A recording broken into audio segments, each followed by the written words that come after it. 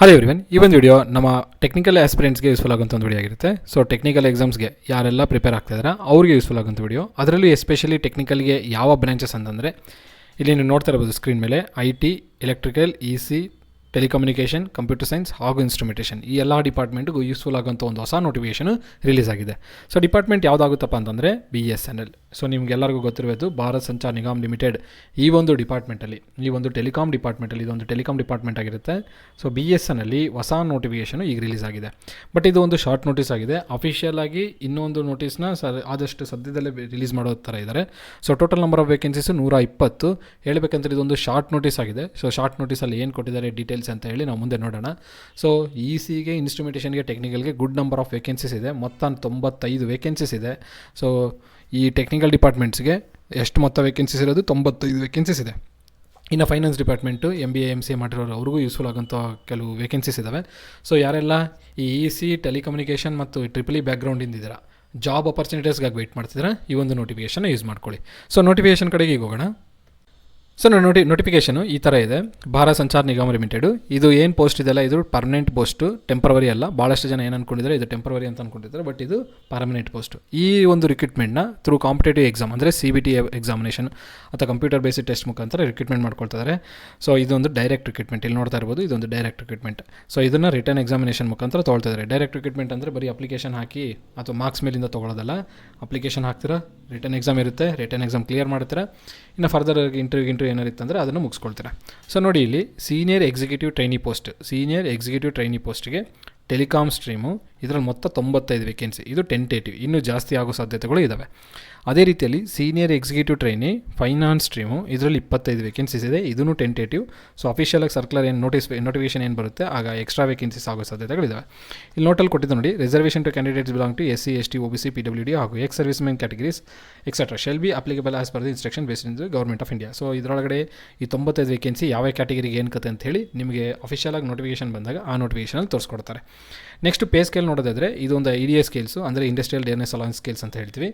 ಇದು E3 pay ಆಗಿರುತ್ತೆ. Basic 24,900 ರೂಪಾಯಿ ಇದೆ. ಸೊ ನೀವೇನು BEL ಅಲ್ಲಿ ಇಂಜಿನಿಯರಿಂಗ್ ಅಸಿಸ್ಟೆಂಟ್ ಟ್ರೈನಿ ಅಟೆಂಡ್ ಮಾಡ್ತಿರಲ್ಲ ಆ ಒಂದು ಲೆವೆಲಿನ ಸ್ಯಾಲ್ರಿ. ಸೊ ಅದಕ್ಕೂ ಆಲ್ಮೋಸ್ಟ್ ಇಷ್ಟೇ ಬಂದಿರುತ್ತೆ. ಅದಾಗಿ ನಂತರ ಏಜ್ ಲಿಮಿಟ್ ನೋಡೋದಾದರೆ ಮಿನಿಮಮ್ 21 ಇಯರ್ಸ್ ಇರಬೇಕು, ಮ್ಯಾಕ್ಸಿಮಮ್ 30 ಇಯರ್ಸು. ಇದು ಏನಿರುತ್ತಲ್ಲ ಇದು ಜನರಲ್ ಮೆರಿಟ್ ಅಂದರೆ ಅನ್ರಿಸರ್ವ್ಡ್ ಕ್ಯಾಟಗಿರಿಗೆ ಇಷ್ಟು ಏಜ್ ಅನ್ರಿಸರ್ವ್ಡ್ ಕ್ಯಾಟಗಿರಿಗೆ. ಸೊ ನೋಡಿ 21 ವರ್ಷ ಮಿನಿಮಮ್ ಆಗಿರಬೇಕು. 18 ವರ್ಷ ಆಗಿದೆ ಅಂತಂದರೆ ಹಾಕಕ್ಕೆ ಬರಲ್ಲ, ಯಾಕಂದರೆ ಡಿಗ್ರಿ ಕೇಳಿರ್ತಾನಲ್ವ. ಸೊ ಈ ಟೈಮ್ಗೆಲ್ಲ ಡಿಗ್ರಿ ಕಂಪ್ಲೀಟ್ ಆಗಿರುತ್ತೆ. ಹಾಗಾಗಿ 21 ವರ್ಷ ಮಿನಿಮಮ್ ಆಗಿರಬೇಕು, 30 ವರ್ಷ ಮ್ಯಾಕ್ಸಿಮಮ್. ಇದು ಜನರಲ್ ಮೆರಿಟಿಗೆ. OBCಗಾದರೆ +3 ಇಯರ್ಸು, SC STಗಾದರೆ +5 ಇಯರ್ಸ್ ಕೊಡ್ತಾರೆ. ಸೊ ಇದು 33 OBCಗೆ ಬರುತ್ತೆ, 35 SC STಗೆ ಬರುತ್ತೆ. ಸೊ ಇದೊಂದು ಗುಡ್ ಅಪಾರ್ಚುನಿಟಿ ಅಂತಲೂ ಅನ್ಬೋದು.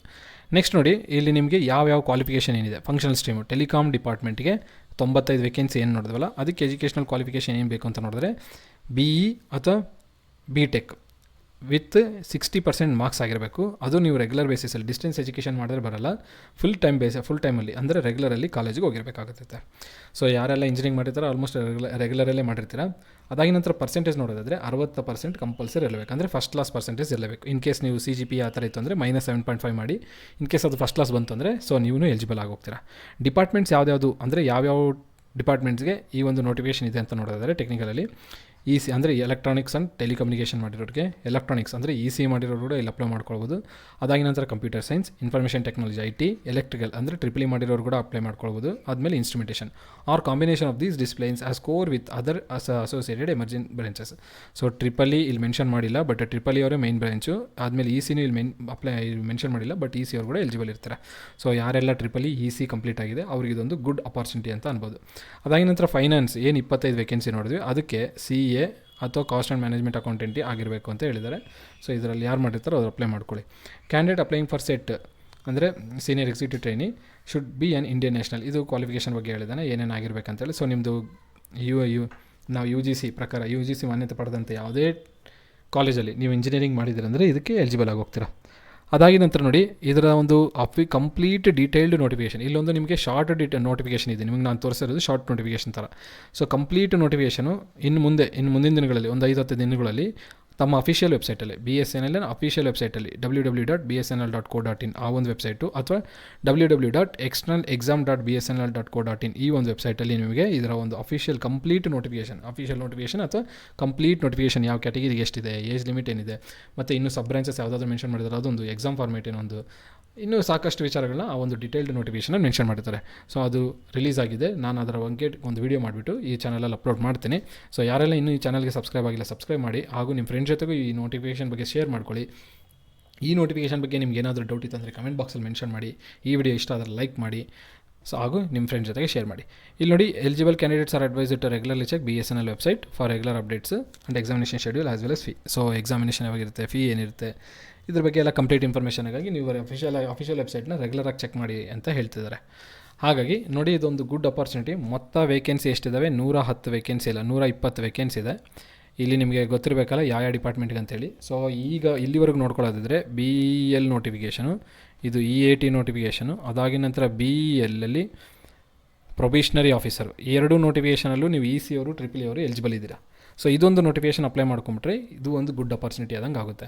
ಅದಾಗಿನ ನಂತರ ನಿಮ್ಮೆಲ್ಲರಿಗೂ ಗೊತ್ತಿರಬೇಕು EC EEE ಅವರಿಗೆ KPCL ಎಕ್ಸಾಮ್ನೂ ಇದೆ, ಅದಕ್ಕೂ ಬೆನಿಫಿಟ್ ಆಗುತ್ತೆ.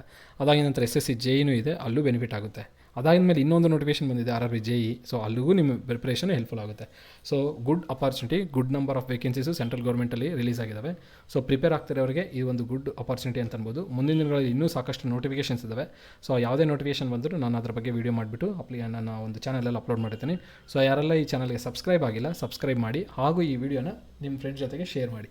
ಯಾರೆಲ್ಲ EC EEE telecommunication instrumentation computer science ಆಗಿದೆ ಅವರಿಗೆ ಯೂಸ್ಫುಲ್ ಆಗುತ್ತೆ ಇದು.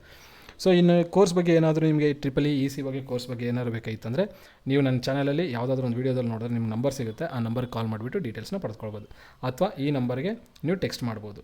ಸೊ EC ಹಾಗೂ ಎಲೆಕ್ಟ್ರಾನಿಕ್ಸ್ ಆ್ಯಂಡ್ ಕಮ್ಯುನಿಕೇಷನ್, EC ಹಾಗೂ EEE ಈ ಎರಡು ಡಿಪಾರ್ಟ್ಮೆಂಟ್ಗೆ ಏನಾದರೂ ಇನ್ ಕೇಸ್ ಕೋರ್ಸ್ ಬೇಕಿತ್ತಂದರೆ ನೀವು ಈ ಕೆಳಗಡೆ ಕಾಣ್ತಿರೋ ನಂಬರ್ಗೆ ಟೆಕ್ಸ್ಟ್ ಮಾಡಿ. ಸೊ ಅವ್ರು ನಿಮಗೆ ರಿಪ್ಲೈ ಮಾಡ್ತಾರೆ. ಇಷ್ಟು ಹೇಳ್ತಾ ಈ ವಿಡಿಯೋ ಎಂಡ್ ಮಾಡ್ತಿದ್ದೀನಿ. ಎಲ್ಲರಿಗೂ ಧನ್ಯವಾದಗಳು. Have A nice day. ಈ ವಿಡಿಯೋ ಇಷ್ಟ ಆದರೆ ಲೈಕ್ ಮಾಡಿ, ಹಾಗೂ ಚಾನಲ್ಗೆ ಇನ್ನೂ ಸಬ್ಸ್ಕ್ರೈಬ್ ಆಗದೆ ಸಬ್ಸ್ಕ್ರೈಬ್ ಮಾಡಿ, ಹಾಗೂ ನಿಮ್ಮ ಫ್ರೆಂಡ್ ಜೊತೆಗೆ ಶೇರ್ ಮಾಡಿ. ಎಲ್ಲರಿಗೂ ಧನ್ಯವಾದಗಳು. Have A nice day.